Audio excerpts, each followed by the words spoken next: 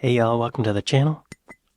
Today we're checking out top 10 crazy but true stats about British people. What are y'all doing over there? The numbers don't lie.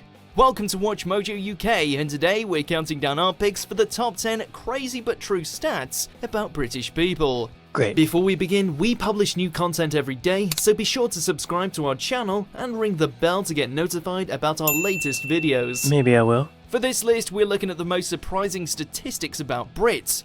You might just find you don't know your fellow countrymen as well as you think you do. What are they going to say? 800 million dishes of chicken tikka masala served every year, something like that. I don't know.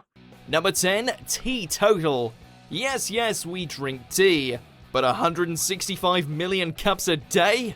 Now that's surprising. Wow. Cup of tea, mate. You could have sworn the plumber you had round sunk that all by himself in a day. If there was any doubt about Brits and their reputation of guzzling back tea like it's going out of fashion, which it has in many places, these figures confirm it. The eye-opening fact was revealed in the book 8 out of 10 Brits by Charlie Crocker. The current population of the UK is closing in on 67 million, which means the average Brit is getting through more than 2 cups a day. Tea. It's like the first thing people know about British people is that they drink a ton of tea, right? Kind of expected this one. I did think of it before it said it, but I didn't even want to mention it because it seems so cliched. British people drink tea. Yeah. I kind of get it because I'm a coffee drinker, and if it wouldn't keep me up at night, I would drink it all day because I like it. It makes me feel good, makes me happy, perks me up and calms me down. Does tea do that? I bet it does. Okay, moving on. We know this. Number 9, shampoo nicking. Sure, the Germans might claim the sun chairs, but we've been busy nicking the hotel shampoo. Over 1 million litres a year, pet. That is 182 bottles of body lotion. Assuming these aren't all taken by one singular clean hair-obsessed hotel regular, this stat spells out that there are quite a lot of hardened criminals among us. You might even say we're head and shoulders above other nations at theft. Is retail shampoo that expensive, or is the relatively risk-free opportunity to take a freebie just too irresistible? At least we're hygienic, mind. Why not grab a soap too? Just spare a thought for the Hiltons and the like. This can't be good for their bottom line. He's saying that if you take the shampoo from a hotel, that's stealing? I don't think it is. I've always thought that was complimentary. Once you open a bottle of shampoo, you don't want to leave it for the next person, right? The next person doesn't want a pre-opened bottle. Well, gross. I don't know what's in there. Someone could pee in there. Or other things. It's not stealing. Shampoo nicking. Keep doing it, y'all. Don't stop. Number 8, trust issues. 83% of British people don't trust the UK government. This was such a serious offence of lying by a very senior politician over such a major issue. Business Insider uncovered the stat with data gathered from various research and survey organisations. So it's a figure you can trust. Or actually, can you?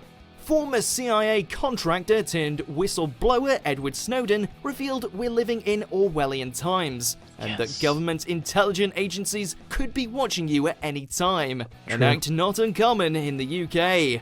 Those WMDs still haven't been found in Iraq. Britain still isn't out of debt. But what's not to trust, right? Well, it's not my fault if they've misinterpreted something that I said I never understood. But you know what? Enough about that. Anyone could be listening after all. Oh yeah. Hey NSA, what's up? I got nothing to hide.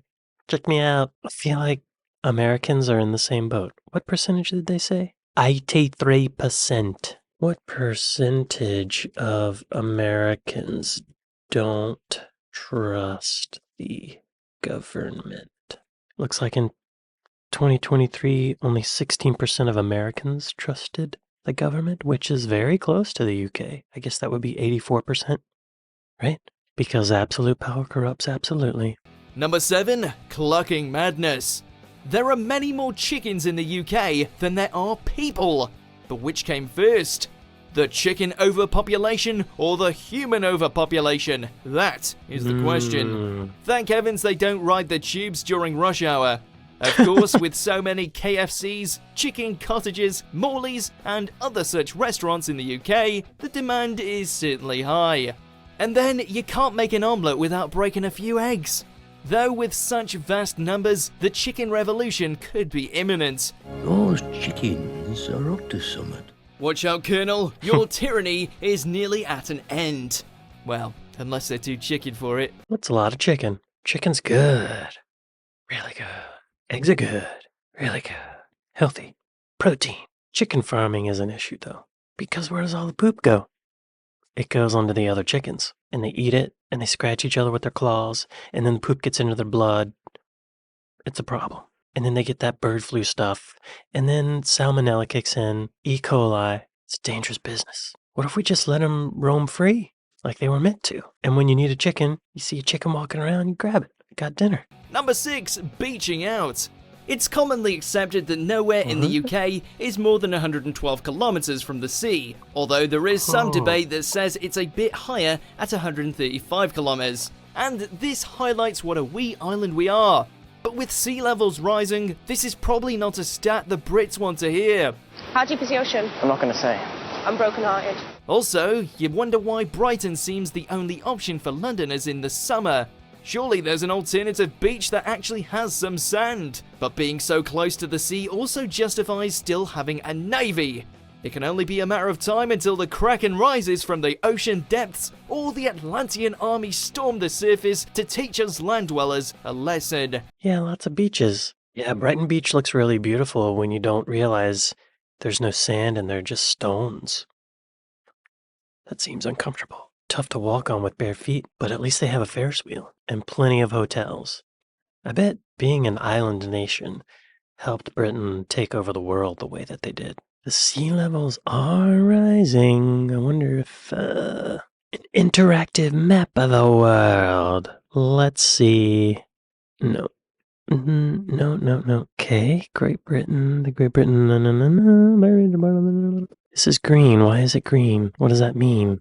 I guess it means they're protected from sea level rise? Italy's not. Italy is in the red. Look at that. Dang. Let me just, for my personal reasons, check where I am. What's going on here? Yeah, that sea level rise is no joke, but according to that map, Britain's okay. You guys will be alright. Number 5, ghosts versus God.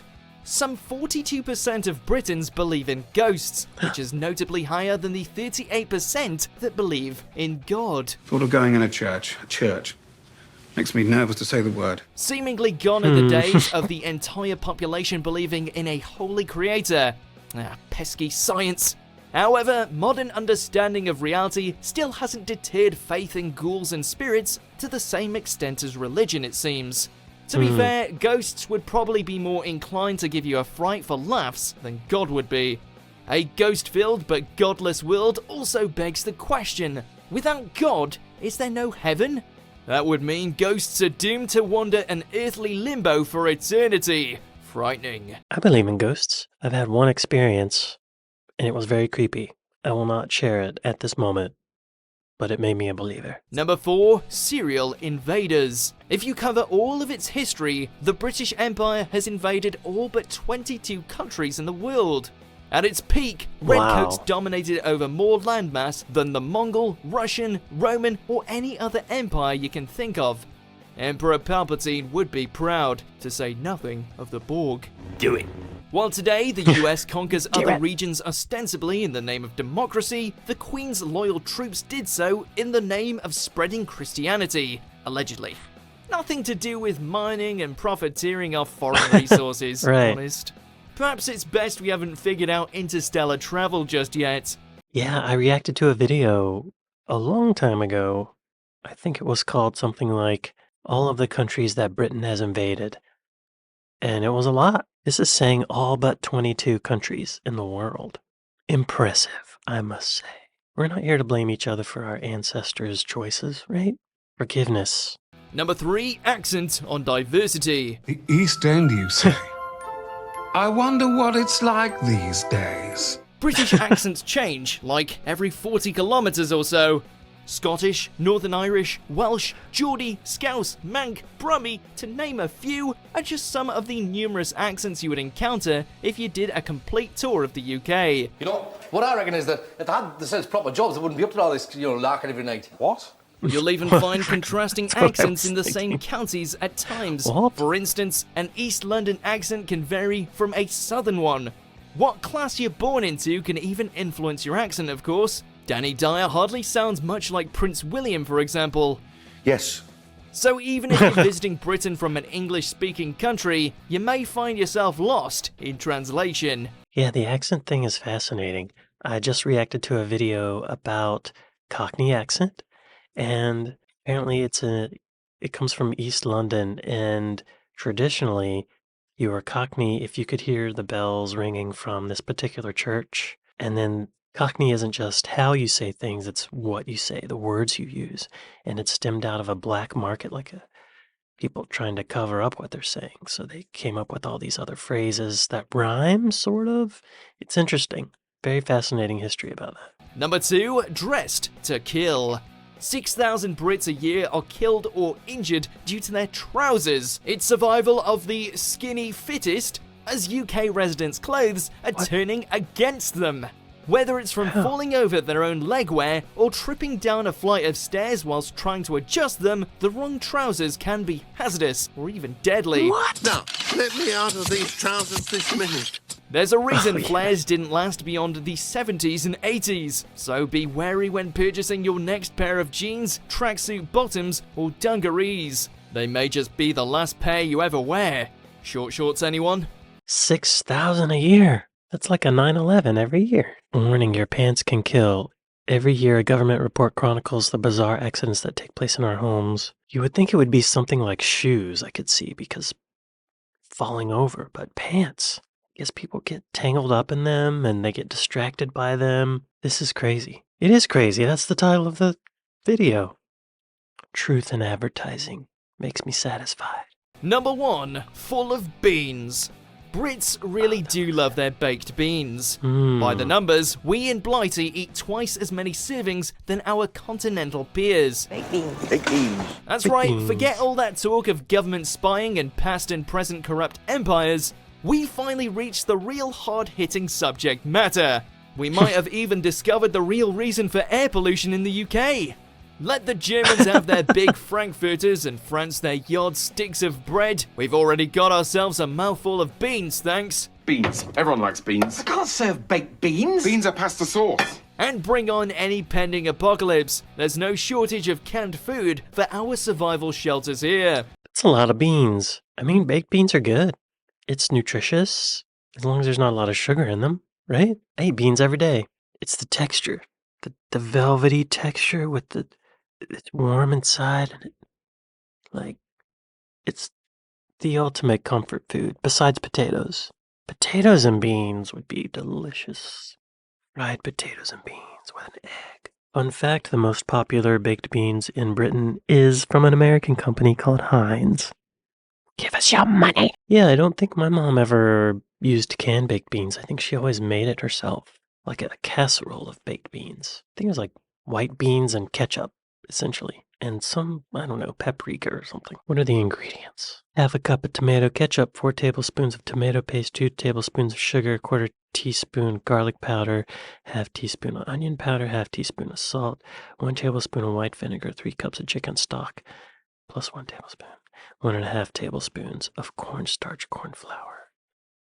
Seems simple enough. Oh, you gotta soak the beans, though. I don't remember my mom soaking beans. Maybe she did get pre-made beans, and she lied to me. Mom. Anyway, wow, that's number 1. Y'all sure do love beans, don't you? These are some pretty crazy stats about British people. I hope you all are proud of yourselves with your bean eating, and your tea drinking, and your government trust issues, and all your chickens, and your beaches, and your ghost believing, and your invasions, and your accents. Hope you're proud of yourselves. Oh, and your deaths from trousers. Anyway, wow. Yeah, good video. Thank you all for watching with me, and I'll see y'all next time. Later.